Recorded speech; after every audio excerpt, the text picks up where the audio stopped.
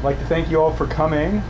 We appreciate people taking time out of their busy schedules to come out. I want to thank Laurie for helping arrange this event tonight. I know you put a lot of work in to do this.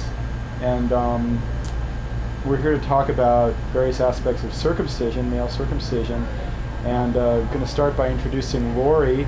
She's had a lot of experience with doing presentations at various places, including no-circ conferences and the Association of Pre- and Perinatal Psychology, and she's a contributor to Questioning Circumcision, A Jewish Perspective, which is an important book that came out on the issue.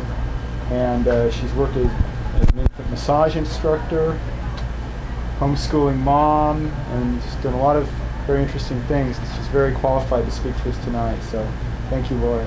Thank you, Steve. So I'm going to introduce you. Sure, go on. Speak. Ed. Hi. Just going to give you a brief outline of what the program will entail this evening. First, we're going to talk about why we're here and what we're doing exactly. Then I'm going to briefly talk about anatomy and physiology and intact care, definitely the religious issue. And at the end of the evening, then Stephen is going to speak about legal and ethical issues, and then at the end we will talk about outreach, which to me right now is the most important part of this work. So I founded a chapter of NOCIRC, which is the National Organization of Circumcision Information Resource Centers, the New York Hudson Valley chapter 2 years ago. And NOCIRC is seen as, is internationally recognized as the center of expertise on circumcision. We have over 90 chapters in 14 countries. And we do many different things. We offer support to people, we do research, we sell materials and develop materials. Really, any question that anyone has concerning this issue, they can contact us and get information and support. And we network with the other groups that are very valuable in our work. And those include Doctors Opposing Circumcision, Nurses for the Rights of the Child, who have obtained conscientious objector status in their hospital, ARC, Attorneys for the Rights of the Child, which Stephen founded, and NORM, the National Organization for Restoring Men, and there's also one, No Harm.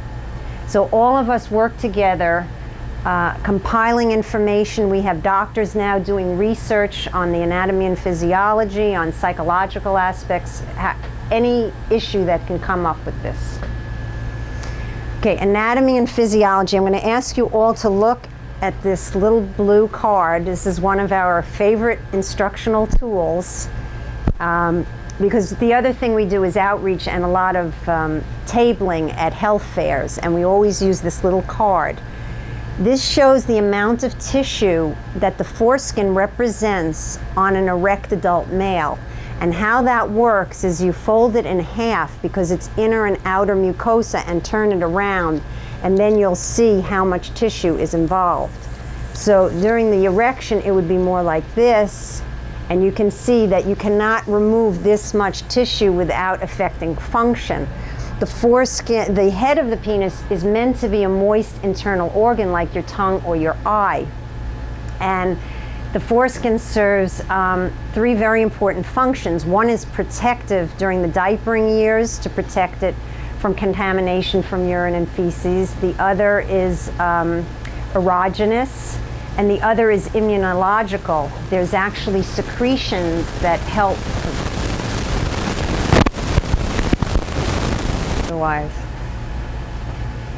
So we were talking about the immunological function because it enables secretions which help in that way. So when you remove this tissue, what happens is that the head of the penis becomes keratinized, it becomes hardened and desensitized.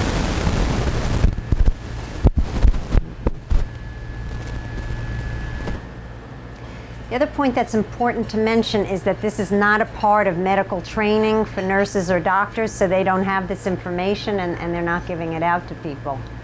The other thing I wanted to cover is intact care. What's very important is to know that if you're going to leave the little boy intact, that you would not do any type of retraction. And it's important when you go to the doctor to let them know that they should not touch the little boy's penis for anything. As long as the little boy is urinating, and you'll know that within hours after the birth, there is no reason to touch it. Because the part that I forgot to mention is that at birth, the foreskin is attached to the head of the penis like the nail to the nail bed. And before they detach it, they have to, it's called reaming, before they cut, they have to detach it and then cut. So for a lot of doctors, because they don't know anything about intact care, forcibly try to force the foreskin back. And for some boys, this doesn't happen naturally until after puberty. So it's important, if anybody's changing your little baby's diaper, to tell them not to touch anything, just to leave it alone. The other important thing is if you have a teenage child or even an adult. I've had 3 calls in the past few months. The boys were 6 to 12-year-olds referred by their pediatrician for circumcision for phimosis, which means they weren't retracting. And this is normal. The doctors didn't know that it was normal, that they shouldn't be retracting. Now, one of the boys was having a problem urinating. It was taking him a very long time. So I called Doctors Opposing Circumcision and referred the parent to them, and I think they went to see the pediatric urologist who was going to help with this particular case. Let's see. Give me a minute. Oh, infections, that's another thing. It's rare, but some adults are referred for circumcision, and what we try to recommend, if anyone has any question, they should call us or Doctors Opposing Circumcision and get a second opinion from someone who's going to really give them a different opinion. Because if they go to another doctor trained the way they are, they will get the same opinion. Another very important issue, and I don't know if anyone here knows any immigrants or people who speak foreign languages, this is really a problem, because what we find is that healthcare providers do not give information to parents on this issue. And immigrants especially, I had one case, they signed the consent form in the hospital because they didn't know what they were signing. And in their culture in Ecuador and Greece, the custom, they do not circumcise, and they were extremely upset. And this is a case where attorneys for the rights of the child can come in. On March 1st of 1999, the American Academy of Pediatrics released their new statement, which they said that they cannot routinely recommend circumcision. No national medical organization in the world recommends circumcision. But in addition, that report stated that they have to give parents, they cannot coerce parents, and they have to give parents information, now this is their wording, on the pros and cons of circumcision. And what we say is that parents need information on the benefits of being intact and the risks of circumcision. And the risks are many, as in any surgery, you could have infection, you can have excessive bleeding, you can have painful erections as an adult, bowing to the right or left, and in rare cases, you can have death. There are some, every year there are several deaths, and some boys, there is a law case, court case, they won $10 million because the head of the little boy's penis was taken off along with the foreskin. Now, most parents, when they hear this information, they do not want to circumcise. But unfortunately, they don't get that information, and they think because tradition has done it, that they will continue that way. Another important thing is history, and everyone laughs with this piece, but circumcision was started in the United States medically in the 1880s to prevent masturbation at a time of puritanical belief and also Victorian beliefs, but also because they thought that circumcision would prevent blindness, epilepsy, tuberculosis, and probably 24 other diseases. So this myth was perpetuated, and every decade or so they have come up with more medical myths. The penile cancer myth, even though we have a letter from the American Cancer Society stating that this circumcision does, first of all, penile cancer is extremely rare, one of the rarest of all forms of cancer. And secondly, there's no reason to do this to little boys for the extreme, but it is not, the only thing, as someone said, that it prevents is cancer of the foreskin. But that's certainly not a reason to do it. So the issue really, some doctors make a lot of money doing this. They can make from $150 to $350 per circumcision. And as one doctor who's no longer doing circumcisions told me, they can line 4 or 5 babies up in a room and maybe take 5 to 10 minutes per circumcision if nothing goes wrong, if there are no complications. And you can see in this country, in every 26 seconds, a little baby boy is circumcised. And that is a very high rate when you consider that in the world, 85% of the males in the world are intact. This is the only country left that has routine circumcision. And the rates have begun to tumble from about 85% here to 59% because of the work of our organizations.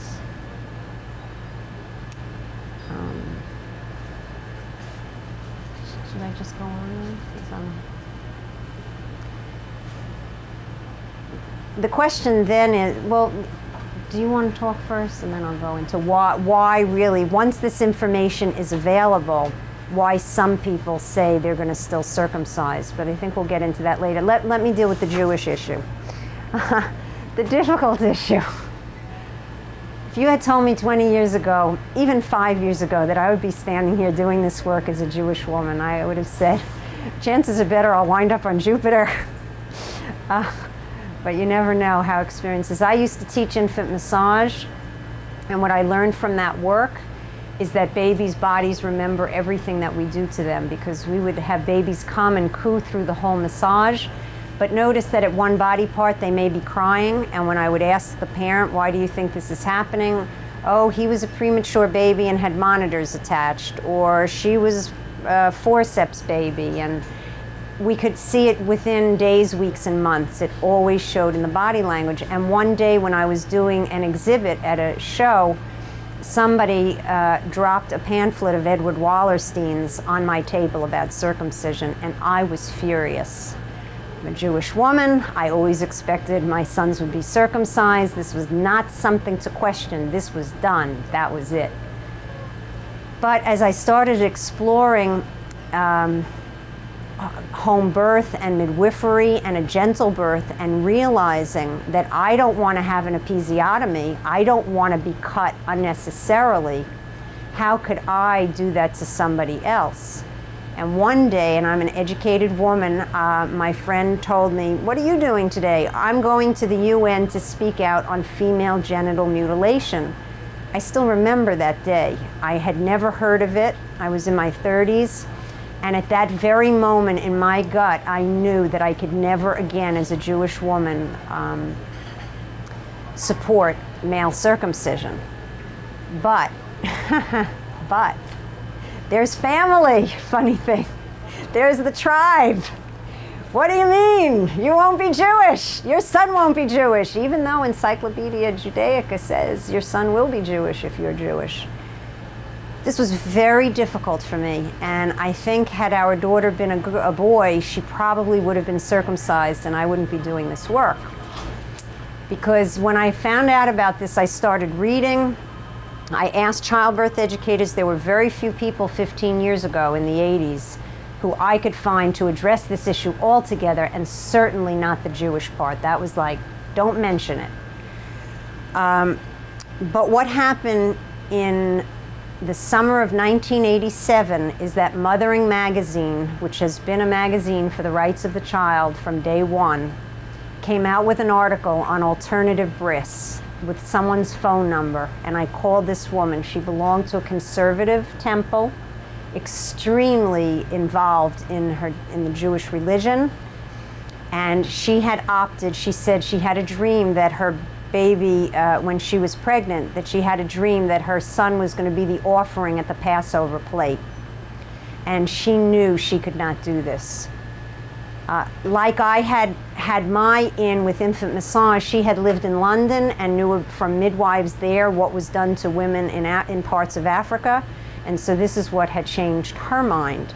And knowing that even though she was in California, which was hard, but knowing that she was on my side, I was able to take a stand when our son was born, and it was not easy.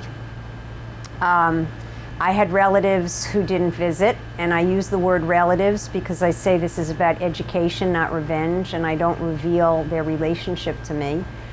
But at the time, what I've learned since doing this work now is that I was a victim at the time, crying and very upset.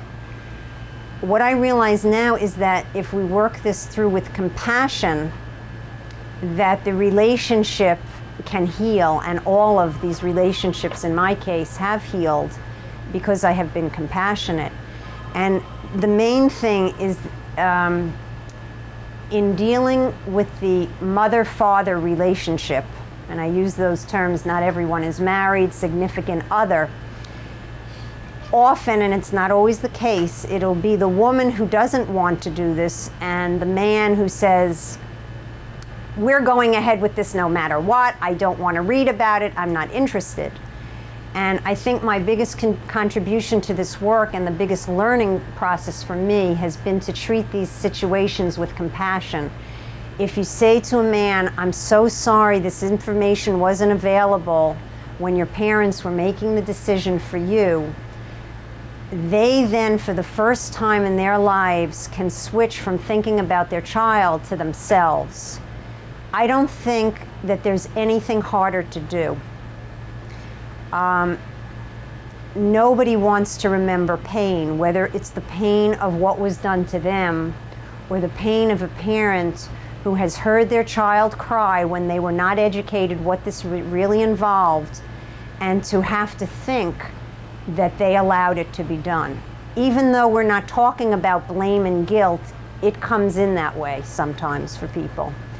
And I think what I offer people is what I wish I had had: a sympathetic ear, compassion, willingness to see their tears if they want to shed them, arms if they need a hug, that we are all in this together. And one of the reasons I got involved with my infant massage work is because I have a view of the world that I want a more peaceful world. And I think if we treat our children with dignity, then they will treat other people and us that way. And I really see the same with circumcision. I don't think that you can see, the people who are circumcising don't have remorse or compassion to the little boy. They say, oh, they're crying because they're strapped down, or he fell asleep, when really he's in a semi-comatose state. And the studies show this now. They show the cortisol, the stress level hormones, the gagging, the loss of breath and oxygen. It is documented now. We cannot hide from this anymore.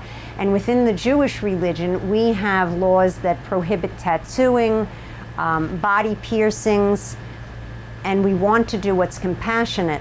Another important thing is that there is a group in Israel protesting this now, that Jews are having alternative bris, which is a beautiful welcoming ceremony without the cut. Most Jews, including myself, didn't know till recently that the cutting used to be done very differently. They would only take the floppy tip. And because, I think it was the Greeks, but the sports games would be run naked and the men would be ridiculed. They would try to restore. So to avoid this from happening, some rabbi at the turn of the millennium said, we're going to take the whole foreskin from now on. And what we're saying is, if change has occurred once, we can be open to change occurring again. And I feel as a Jewish health professional that I must say that some Jewish health professionals are very willing to share accurate medical information with their patients. And some, because they feel so uncomfortable with the situation or so steeped in their beliefs, that they are not. And I really think that's unprofessional, because if you are a doctor, a midwife, a childbirth educator, we need to at least get medical information. And for non-Jews speaking to Jews, if you just say that there are Jewish parents who regret having done it because they didn't know that there was an alternative bris, that there were other people to support them, that there is a book questioning circumcision, a Jewish perspective, then those who are open-minded enough will do further research and make the decision, because the main thing is that whatever motive the parent has, the result is the same for the child. And I like to say to people, if I had a knife in my hand right this very minute, and I said I was coming to circumcise you, and I include the women, because in Africa they do it, and maybe in New York City there are some girls at risk, you would run away from me and you would never come back. The trust in our relationship will have been broken forever. When are we going to treat our children with the same compassion and humanity that we want to be treated as with? Okay. Thank you. I'm going to introduce Stephen and then I'll give him the mic. Okay. You want to come up with the introduction or no? You're going to No, we can switch places. I'm sorry? We can switch places. Okay. Stephen Svoboda is a Harvard Law School graduate. He is the founder of ARC, Attorneys for the Rights of the Child. He has spoken at many places, at the No Circ Symposium, both at the Institute of Law in Lausanne, Switzerland, in Oxford, on a conference of sexually transmitted diseases, and he's a contributor to a very important article in the new British Journal of Urology, 1999, entitled Involuntary Circumcision, The Legal Issues, and another very important book, Sexual Mutilations, A Human Tragedy. He's a contributor there. What I would like to say about Stephen, the first time I had contact with him, I'm involved with a court case right now where the father's side of the family is suing the mother. They want the little boy circumcised. And when I called him, he called right back. So I knew he was available. Next, he spoke in a language that I could understand. I'm not a lawyer. He gave me his time. He gave me his commitment. And I know that because he does this work, he has a vision to see a more peaceful, beautiful world. We all want that. He is making it happen. And it's a pleasure to have him here from California, and welcome Stephen Svoboda tonight.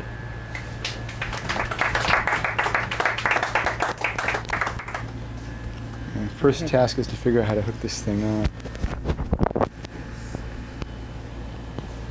They didn't teach me this. You did it. Any of my schools. I did it there. Ron Golden says, we didn't learn this in school. Yeah. Well, thank you, Laurie, for the introduction and for arranging this, making this possible. And thank you all for coming. I want to start by talking a little bit about something you may not be expecting me to talk about, which is the roots of this practice. It started thousands and thousands of years ago in Egypt, and people think it was in Egypt, and it's persisted in a number of different cultures throughout the years, and I feel personally like it's just a historical accident that we have it in the US right now, an accident that 100 years ago some geniuses had this idea that this was going to stop masturbation and thereby cure all known diseases, as Laurie was saying. And combined with that, a certain fear about alienating our Jewish and Muslim friends, which I think is a misplaced fear, because I think whether you're for circumcision or against it, the issue is not about Judaism, the issue is about circumcision.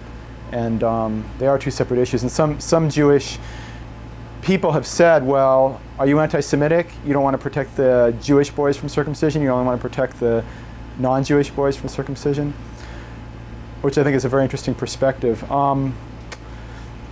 And the interesting thing to me is that it's sort of a medical practice and it's sort of a cultural practice, but it's really neither. It's this odd thing that's betwixt and between. It's the most common surgery performed in the US today, and yet it's the only surgery performed in the US today for which there's really no medical justification. And certain people try to produce that justification, but it just doesn't hold water. It's not even arguable, really. And it's just such an odd thing, but we've decided that we're going to accept this, and so as a culture we're not, when I say we, I mean as a larger culture, we're not stopping it. We're not stopping doing it. We're reducing the level at which we're doing it, as Laurie said, but it's continuing. I'm going to talk a little bit more about issues of cultural blindness later. We have an idea in our culture about personal autonomy, bodily integrity. They seem to be things we care about. And to me, and I think to anyone who clearly examines it, those are clearly violated by circumcision. I can't think of too many things that can be a more direct violation of personal autonomy and bodily integrity than to strap somebody down and forcibly remove a part of their body when it's not medically necessary, when they're unable to consent themselves. And Laurie talked about the nature of it as a cultural practice, so I'll just say that, as she mentioned, there's reasons to question how integral it is to Judaism, how essential it is to do a circumcision to be Jewish, and the fact that it wasn't done in the same way initially as it's done today is certainly interesting, at least. I'll leave that issue aside since I'm not myself Jewish, but I think it certainly bears thinking about. I do want to talk about some of the legal and human rights issues that get raised by circumcision, though. There's a number of laws which I think are pretty clearly violated by circumcision. Battery, assault, probably unlawfully restraining someone. I mean, there's all sorts of other theories that have been developed as well that could also be applied. Malpractice is obviously a civil violation. If you're performing an operation and there's no medical justification for it, that's almost, by definition, a form of malpractice. And there's all sorts of other laws which probably are also violated by circumcision, I think, if it's properly analyzed. But I think that alone is enough to see that it's not legally justified. And from a human rights perspective, it isn't either, because there are all sorts of human rights documents which the U.S. is party to, the Covenant on Civil and Political Rights, the Convention on the Rights of the Child, which we haven't signed, but since every country in the world except for Somalia and the U.S. have ratified it by what's called customary law, it does apply to us. And the UN Convention, the Declaration of Human Rights, there's all sorts of United Nations documents which talk about indirectly about bodily integrity, about protecting the right to health, about protecting each person's individuality, about safeguarding children against various harm that can come to them. And all these are violated by circumcision, and international law takes precedence over national law, so these are also legal violations as well. As far as the ethics goes, George Deniston, who's the head of Doctors Opposing Circumcision, has shown that it violates all 7 of the ethical principles of the American Medical Association. There's no professional body of physicians anywhere that has analyzed the subject and endorsed the practice. There are bodies that have come out and said that this is not justified as a routine procedure. As Laurie said, the American Academy of Pediatrics has done that. The Canadian Pediatric Association has done that. The British Medical Association has done that. Several Australian surgical and physician groups have done that. And the evidence is pretty overwhelming. And I think if you think about the AAP doing it and realize, and by the way, the American College of Obstetricians and Gynecologists was also a party to the AAP's statement. If you look at the fact even the AAP could come out and say there's no medical justification for routine circumcision, that's really an astounding thing for an organization to do in a country where a good percentage of their members are practicing circumcisions routinely against their own advice, in a country where more than half of the male children even today are still being circumcised, and a much larger percentage of the male adults in this country are circumcised. It's really quite astonishing they could come up with that position, and that in itself I think is pretty strong evidence that there is no justifiable basis for this procedure. Men are feeling the harm. Tim Hammond has done a lot of documentation of the harm men are feeling from this procedure. It's psychological harm, it's physical harm, it's sexual harm, it's emotional harm. There are a number of cases where it's basically been the most traumatic, the traumatic event of these men's lives. Some of them have spent years, decades recovering. Some of them haven't recovered. And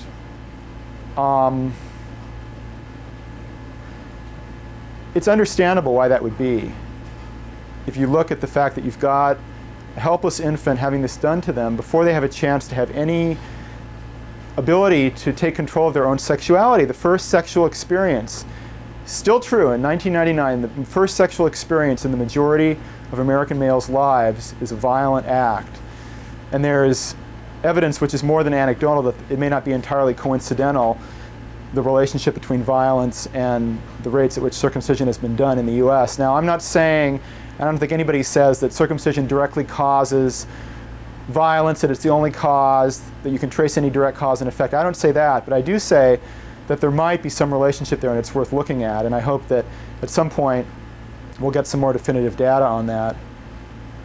Margaret Somerville, who is the leading bioethicist, medical ethicist in Canada, she's the founding director of the McGill Center for Ethics, Law, and Human Rights up in Montreal.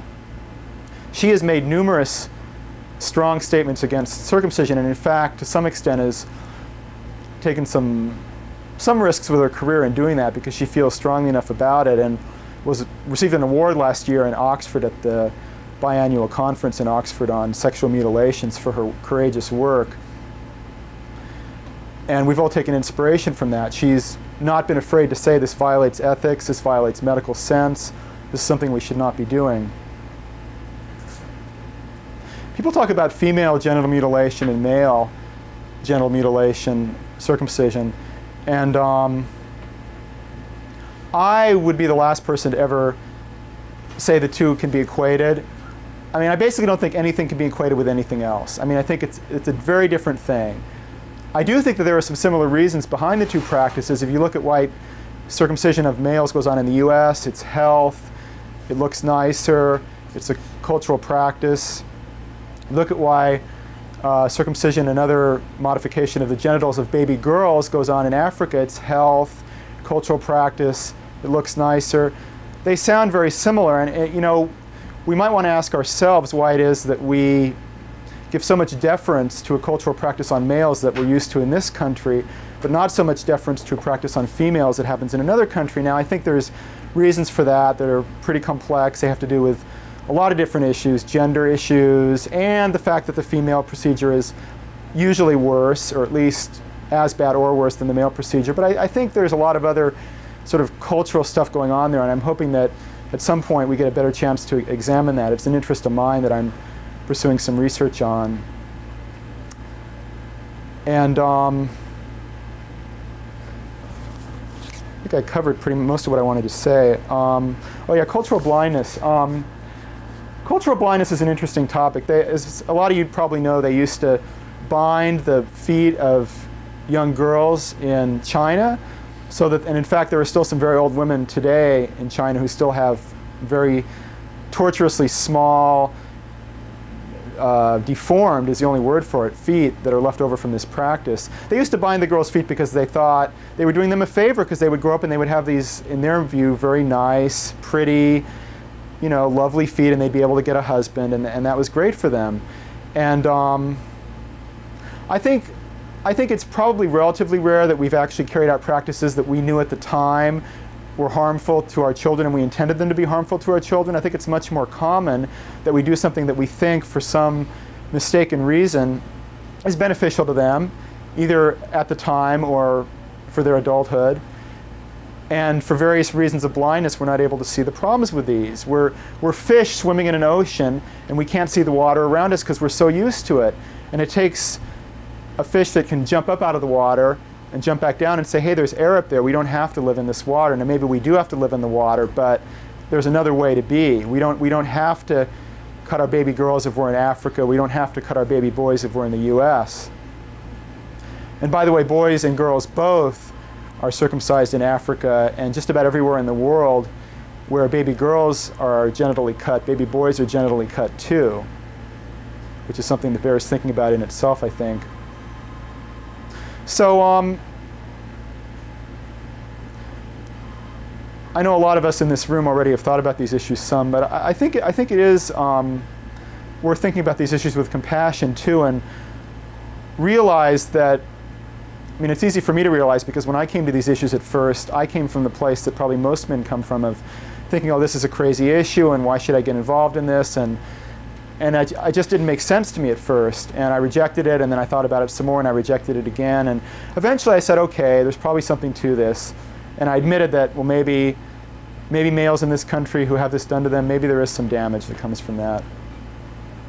But I think it's also good for us to have compassion for those who haven't thought about these so much and haven't really looked at it, evaluated it, because it is a common practice here, and it takes energy to look at a common practice that's in the culture and see it from a new perspective.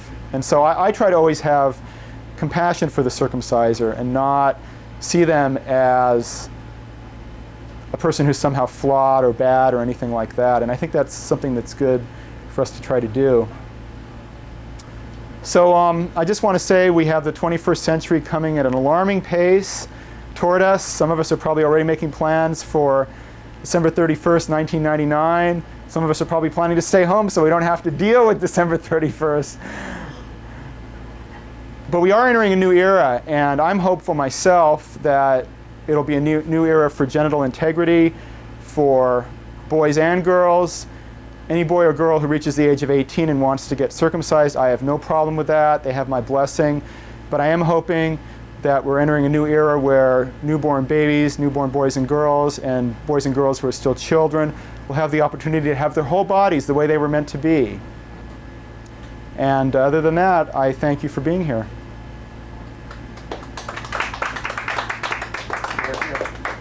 So maybe, Laurie, you want to come up here, and did you have some more you wanted to say? Did you have a follow-up? No, but should we just take some questions? First, but I definitely want to do outreach.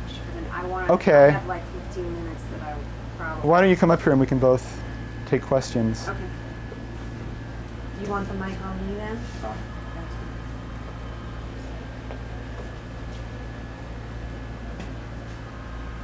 Does anybody have any questions? Yeah, you don't have to have questions, by the way. Yes. I have a question about the trust factor. I once heard a discussion about how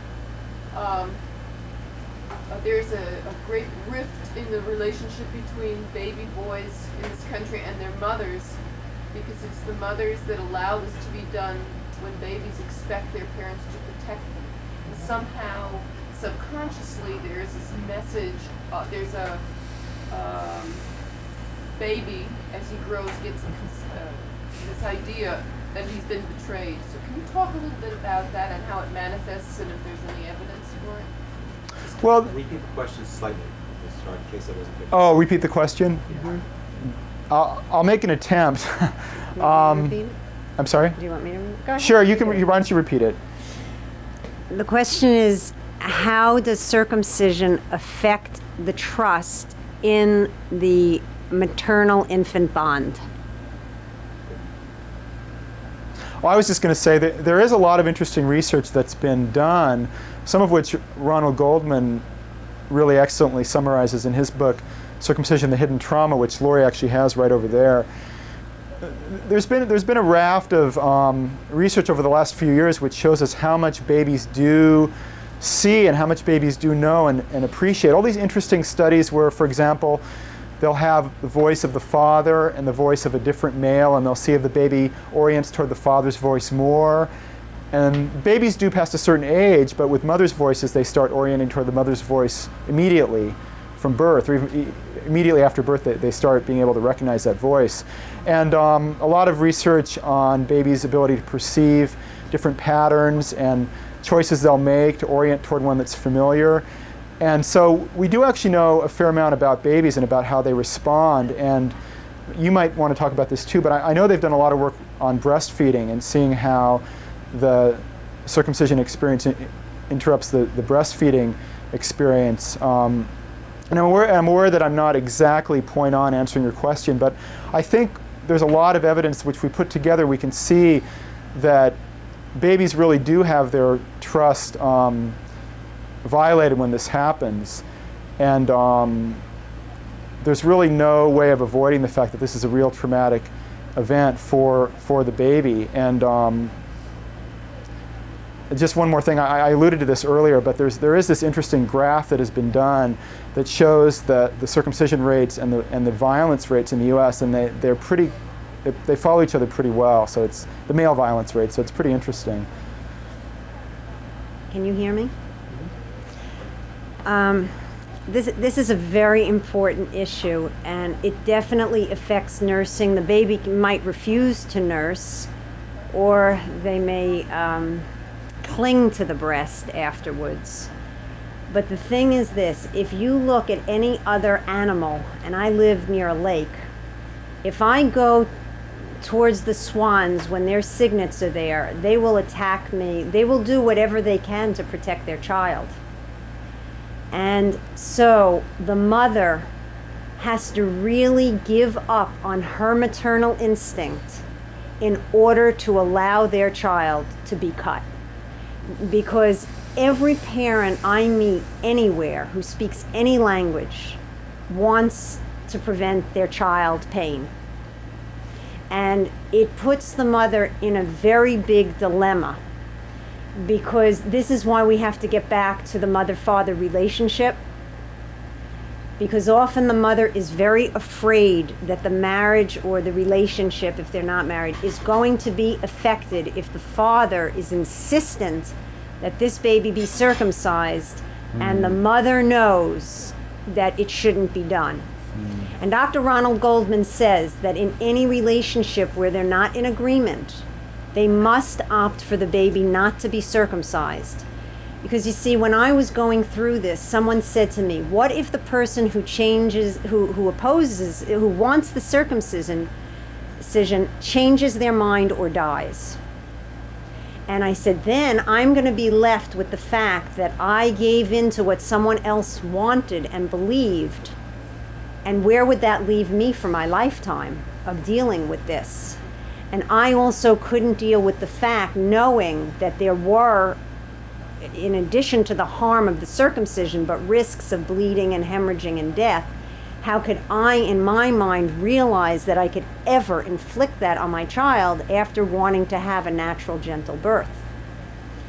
I don't know how we can really measure this, but I asked a mother recently, I was at a conference, and I was mentioning this issue of trust.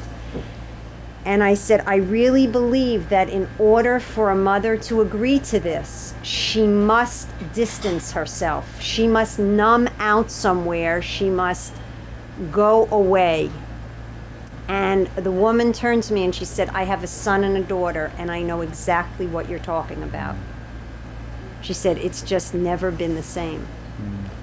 And what I offer to women is the courage to follow, to return back to that maternal instinct. This is not something we learn in school, and it's not something that the doctors or rabbis want us to go by, because we would reject more than just circumcision then. But to me, this is a key to healing not only our relationships, but so many of the interactions and things that we do as human beings. And the other issue is coercion by grandparents or other relatives where, and I love this from the film, English film, It's a Boy, which discusses Jewish and Muslim circumcision. And the grandmother, the mother, says to her daughter, you are causing me pain by not circumcising my grandson. And she said, I would do anything to not cause you pain except to cause pain for my child. And we need to begin to have these responses. At the same time, we have to give our utmost in compassion to the men, husbands, grandfathers, fathers who have been circumcised, and support them through feeling the pain so that we can still. One woman, my colleague, Susan Peer, she's great. She took little quotations and stuck them on the wall in the bathroom so that her husband could read them. Another woman, Nancy Weiner-Cohn, she left the magazines all over the kitchen table. There are ways that this can be done with compassion that work. But the trust in that bond to me must be imperative, and thank you for bringing it up. You had a question, Ed? Yeah, before you were talking about how circumcision is routinely done, but there's no medical need for it. Apparently, it's a religious kind of thing. You've heard the argument, though, that the whole Orthodox medicine is a religion. It's not science. It's a pseudoscience. They don't follow scientific method. Yeah, I mean, I've heard that, but I don't think, I mean,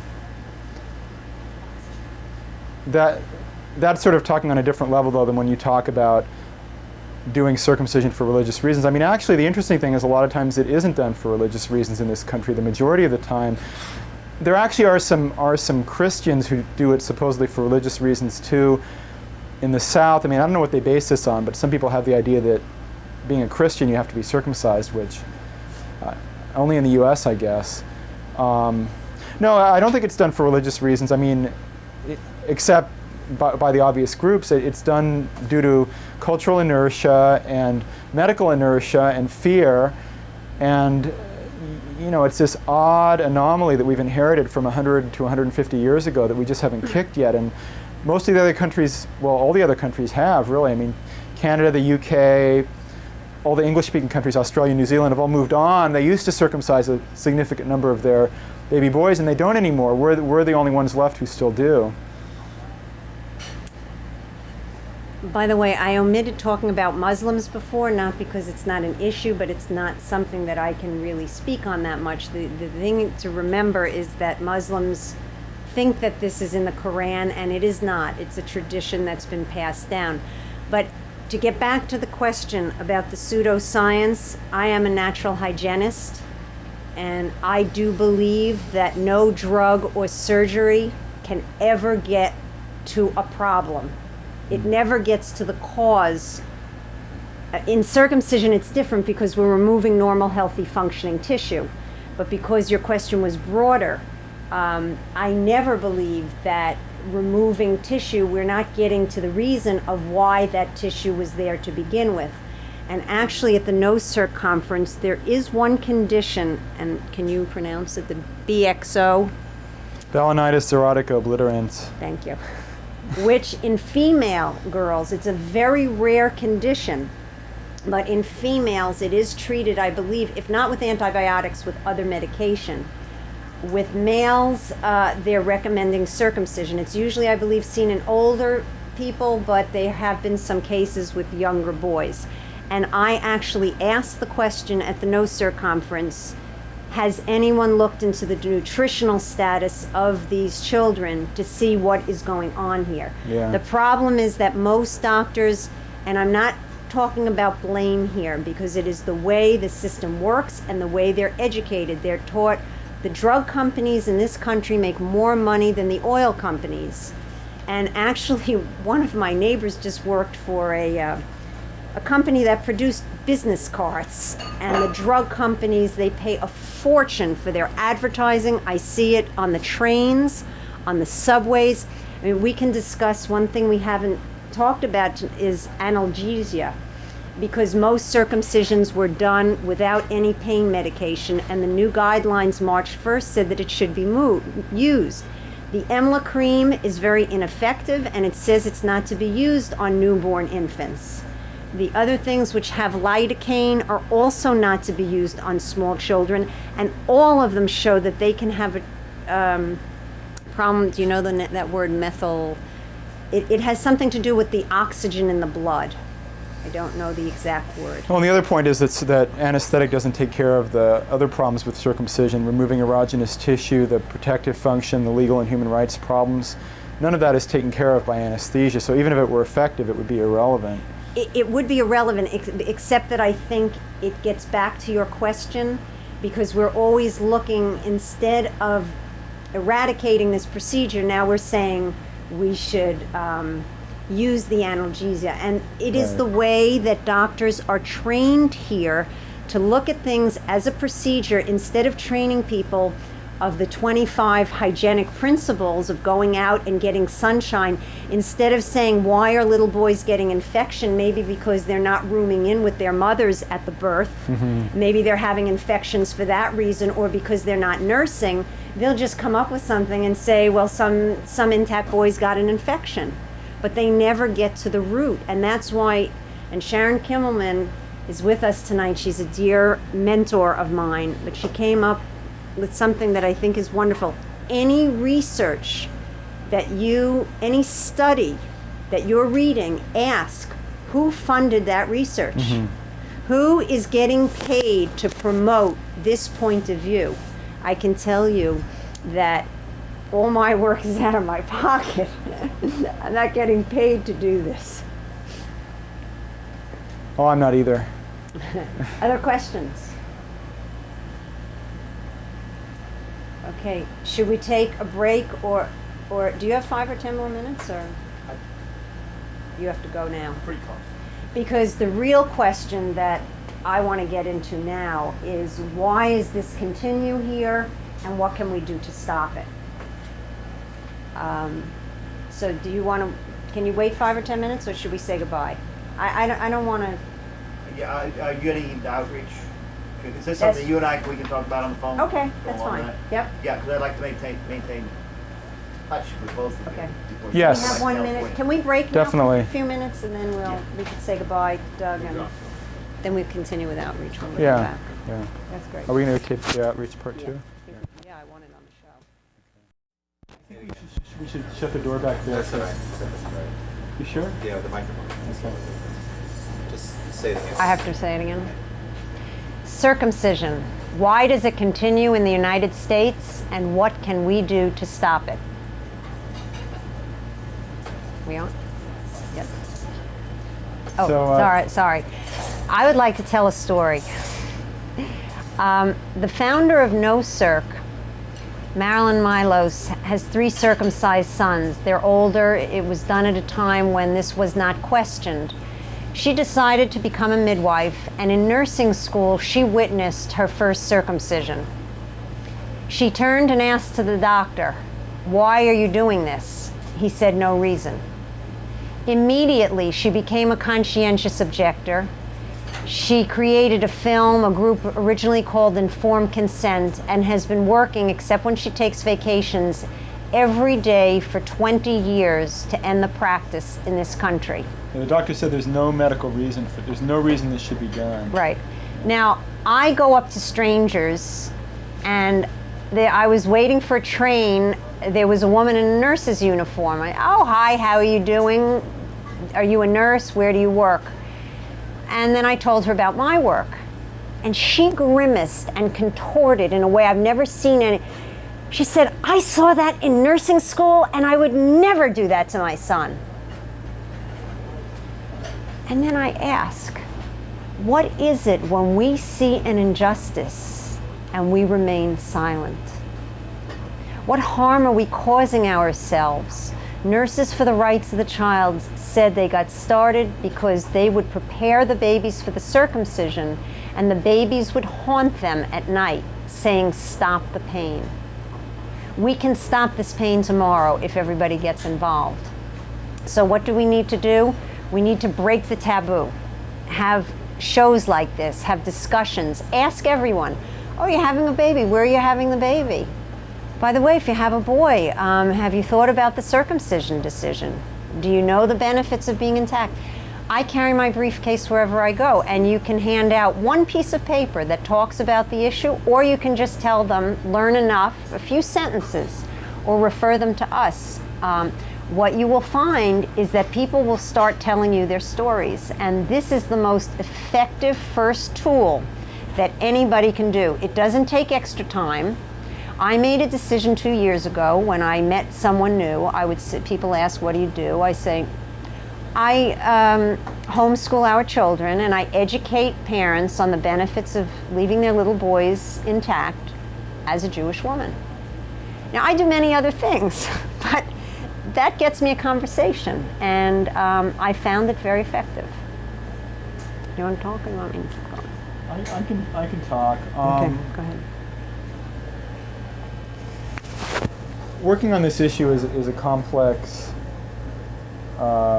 process. I founded an organization called Attorneys for the Rights of the Child, and part of what we do is we're a legal organization. We make referrals, we handle cases ourselves sometimes. I do a lot of talking at conferences and do a lot of writing and things like that. But we're also an activist organization really too, and so I do a lot of thinking about political organizing and what makes people care about issues and what leads people to want to change something badly enough that they actually take time out of their busy lives to try to work on it. And it's a mystery to me why more men in particular aren't storming the gates of the hospitals and demanding that this be stopped. And I think we have to do education, and I think it's really helpful to put yourself in the place of the person you're talking to, whether they're a circumcised man, intact man, or a woman, whoever it may be, and also have compassion for the people who do the circumcisions, and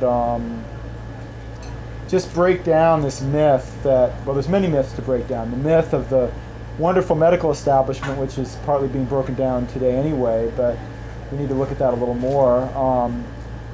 Break down the division between circumcised men who have a certain pain that they probably don't realize themselves in a lot of cases, and encourage them to open up and share their feelings with others who aren't in that situation.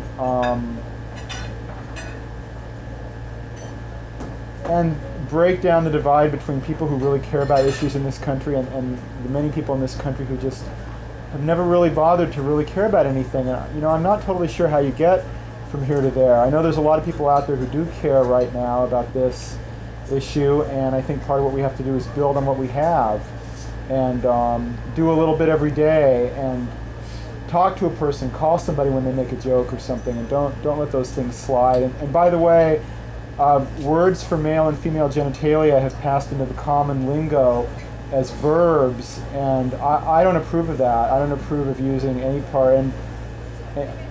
of those words as verbs in any way, and I don't want to get into specifics, but if you think about it, there's not too many common words for the genitalia that haven't been used in slang ways, and I think it's demeaning, and I think it demeans our respect for our own bodies. So, you have anything more you want to say? I have a lot more.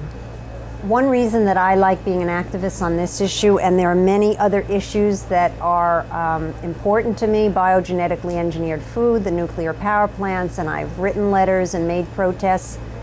But if a parent is open-minded, in 10 minutes, I can make a huge difference in someone's life. And I really like that. And because we're talking about compassion and empowering people, usually by the time we've talked about circumcision, we're on to the other issues that matter to me as much. And so that is one of the reasons that I got involved in this. The other thing is what to do to heal your own pain. There are many parents out there who are very angry once they get this information that they did not receive the information. You can see from all the books we have here, if you go to the bookstore or library and look up something about circumcision, you're lucky to find 1 or 2 pages in childbirth books. And so this information is being withheld, and we have to make it available. What I encourage parents who are upset about allowing their child to be circumcised to do right now is go back to their childbirth educator, midwife, and doctor. I had a woman, she bought 6 books from me, and she gave 1 to the childbirth educator, her midwife, the pediatrician, her sister in medical school, and her sister in nursing school. Say no to circumcision. We will sell them at bulk rate in order to do something like that. Another person who was just, the child, a 6-year-old, was referred for phimosis for circumcision by 2 pediatricians in Albany, and they wound up having a consultation with a pediatric urologist. The pediatric urologist is sending a letter to the 2 pediatricians to inform them that phimosis is not a reason for circumcision. So any opportunity we have, there was a show in New York City just this past week, Sex and the City, did a very negative thing about being intact. And my friend told me I wrote a letter the next day. Letters are also very useful. And people write from their own home. You could open a phone book and look up a pediatrician or somebody and say, hello, this is a courtesy call. I'm just calling to let you know that the new American Academy of Pediatrics says that parents should have information on circumcision. I'm wondering, what do you tell parents about circumcision? Would you like someone to come and speak to your staff? What other things? Oh, very important for Jewish people to go to their rabbis. See, the problem is the healthcare providers and the religious leaders say, no one ever tells me this is upsetting to them. Yet Jewish mothers, including myself, wish that we had a girl, not because I wanted a girl. I mean, either one, I didn't care, but we're hoping to avoid this. And if we don't share with them how we feel, they will never know what is going on from our perspective.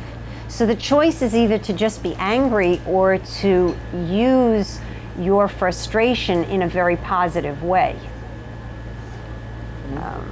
Let me Go say a ahead. couple things. Yes, go ahead. Well, the ignorance can be astounding sometimes. There's this famous drawing from a medical textbook that is supposed to show how to put the anesthetic in the dorsal block when you're doing a circumcision, but the penis in the photo is already circumcised because, like Laurie was saying, there's such a blackout of information. I mean, we have this idea that the circumcised penis is a natural state, and it isn't, obviously. I'm going to tell a little story, too.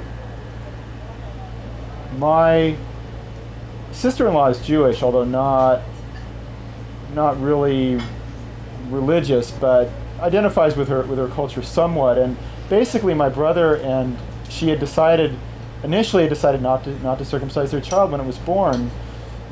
But she got a lot of opinions, I guess, from people at her work that she should do it, and some pressure from her family, not overwhelming, but enough to make her start to waver. And my brother and sister-in-law were convinced that the baby was going to be a boy. They hadn't checked to make sure, but they were convinced that was what it was going to be. And I sent them some information. I tried to be sort of cautious about it and not overwhelm them, and just send them a few sheets of information, and I think they read them. But I think they were wavering enough that by the time the baby was born, they were getting enough pressure. By the time the baby was born, they probably would have circumcised the baby, except the baby was a girl. And then 2 months later or 3 months later, this article came out in Men's Health in which I was quoted and a bunch of other people were quoted, and my sister-in-law read this article and called me up and said, oh my God, Stephen, you were right. I would have never done this, and no baby of mine is ever going to have this done to them, and you know, you're so right, but it would have been too late for that baby if that baby had been a boy. And my sister-in-law and brother are very intelligent people. They're very open-minded pretty much to new information, and they live in this culture which doesn't advertise this information and spread it around really well. And even though I tried to spread it around to them, there was enough information from the other side that they didn't really get it. So I don't know what that proves, except maybe the complexity of the issue. Well, I think we both told our story before that it took both of us a long time to change. And this issue, as one of my colleagues, Al, says, they need to hear at least 3 times, which is why it's very important when you talk to people that if you're angry about your own situation, vent at one of us, and then be compassionate when you're talking to them, because you want them to be open. You don't want to shut the door. I did this 2 years ago. I found out midwives do circumcisions. I was devastated. Oh, and I went to one midwife and I really chewed her out, and I felt like, you know, a puppy with his tail between his legs. And she shut me out.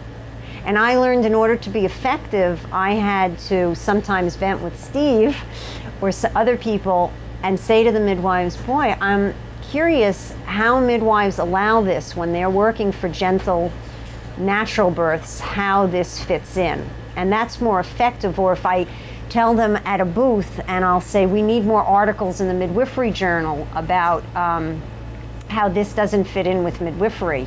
And I'd like to give you some educational materials. And they take it and they read it. And sometimes in months or years later, they will change. The other thing is we really have to help the circumcisers More doctors have to tell their story of why they stopped, and I'm trying to encourage colleagues of mine to write a brochure right now saying doctors reveal why they stopped circumcising. There was a press conference in March where a doctor said not only has he stopped circumcising, but he has stopped referrals. Another important thing, if you know that a boy's intact, I asked the parent, how did you make your decision? And one mother said to me, because the obstetrician told me her own son was intact. Now, doctors often don't say things like this. They think it's out of medical protocol to be a little more personal. But I think if we can get them to do that, then this will shift more. The other thing that I want to say is, I know this is my little issue, but television. You know, when I ask a room full of people what their vision is for the world, everyone, when the war broke out, they want to end the war. They want to live in a peaceful world. This work is about responsibility. I don't watch TV, I don't watch the news. People say, you don't? I said, I don't need to know a problem unless I'm going to be part of a solution.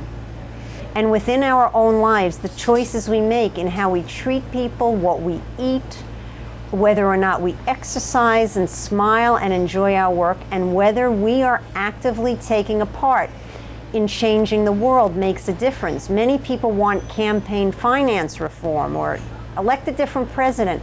They're not doing it. What I can tell you is through this group of people working on the anti-circumcision movement, I have the closest, dearest colleagues and people who are compassionate about each other and support each other. And I really think, for me, it is hopeful for me to see retired people who are donating all of their free time and money to this issue.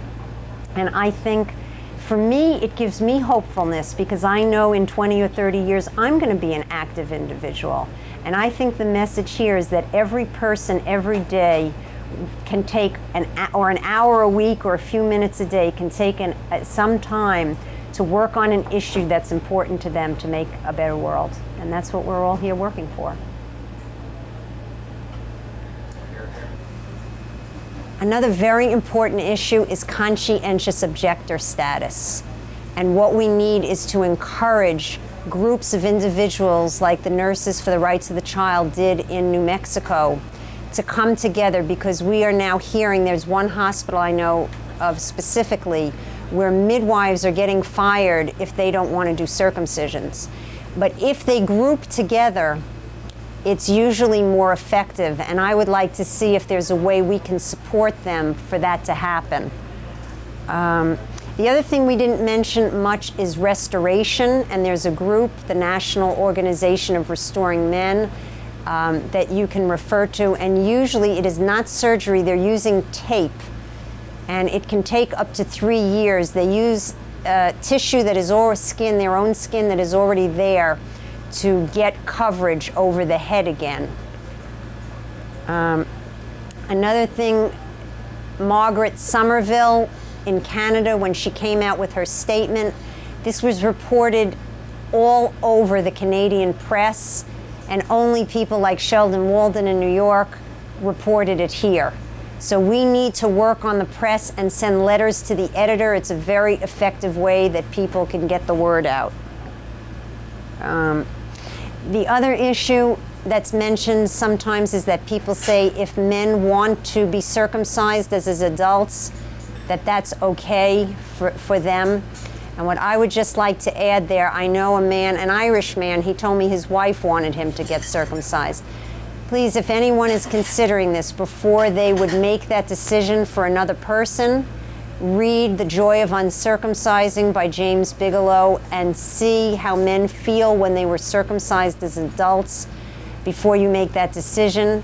And as far as teenage boys, we need to talk to children about the but about the anatomy and physiology in a simple way, so they are not ashamed of being intact if other children aren't, and really get to the root of why they are asking to be circumcised. I practice attachment parenting, And I'm very much for children to make their own decisions, but I don't think at 12 or 15 that a boy can make that decision for himself.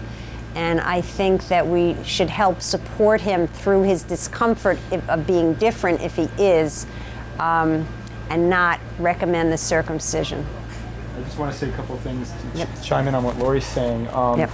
As far as the stories that Jim Bigelow reports about what's happened to some men who've been circumcised in adulthood, many men who are circumcised as adults find the contrast between their sexual sensitivity before and after the circumcision to be quite astonishing. One man said, before I was circumcised, on a scale of 1 to 10, sex was a 12, and now it's a 3 if I'm lucky. Another man said, before I was circumcised, sex was like seeing in color, now it's like seeing in black and white.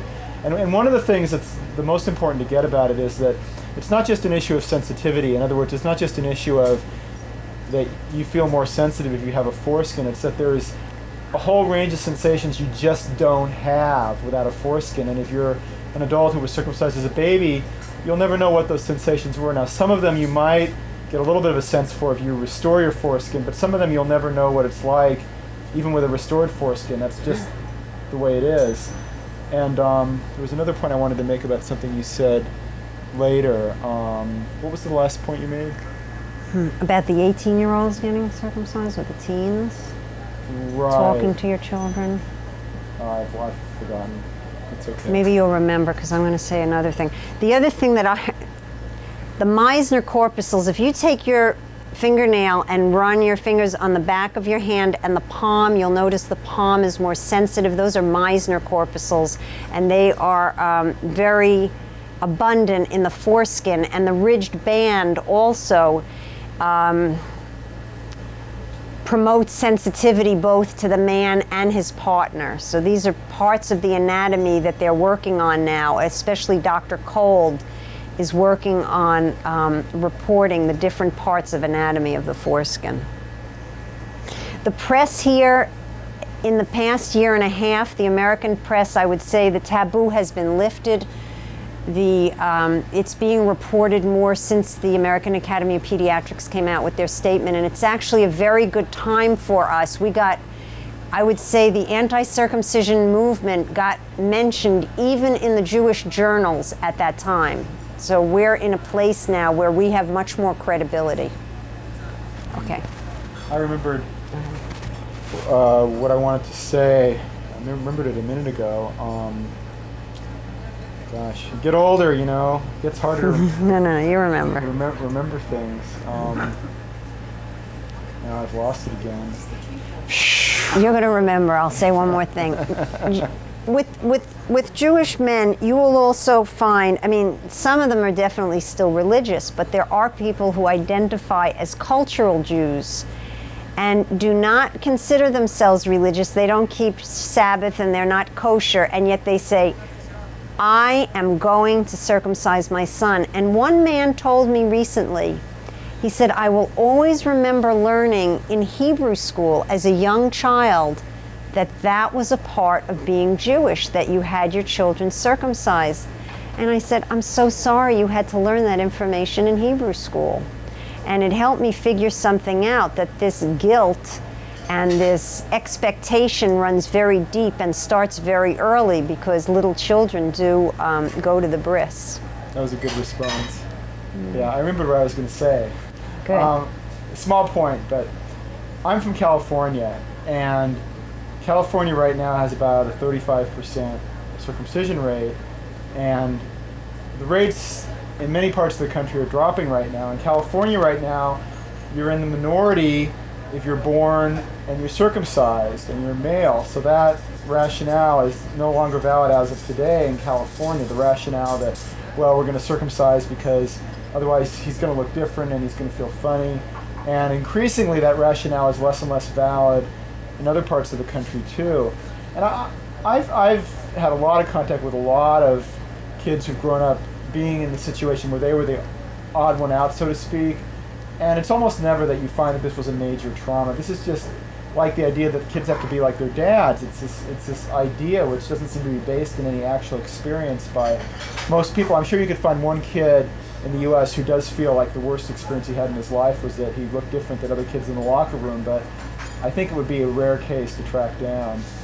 The other thing is that there was a transitional generation in this country when it was first started in the 1880s, and we need a transitional generation now. And there are some parents who their youngest sons are intact and their first boys are circumcised because they got this information.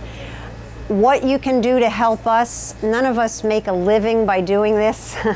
We do it because we care, and if anyone wants to get involved, they can contact us. The more people we have doing it, the more we can do. And if anybody wants to send donations to No Circ and ARC, these are certainly needed and useful.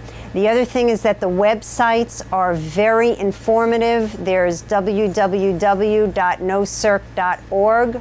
There is www.cirp.org, and there's one noharm.org. There are links to all of them. There are educational programs on the net for doctors and nurses, a wealth of information. No, the noharm.org site, www.noharmm, just the word no harm with an extra M on the end, www.noharm with 2Ms.org. That's the site for Tim Hammond's organization, No Harm, and we have a guest page on that site, so our URL is www.noharm.org/ARC in capitals .htm, so that's where we are. Now it's enough.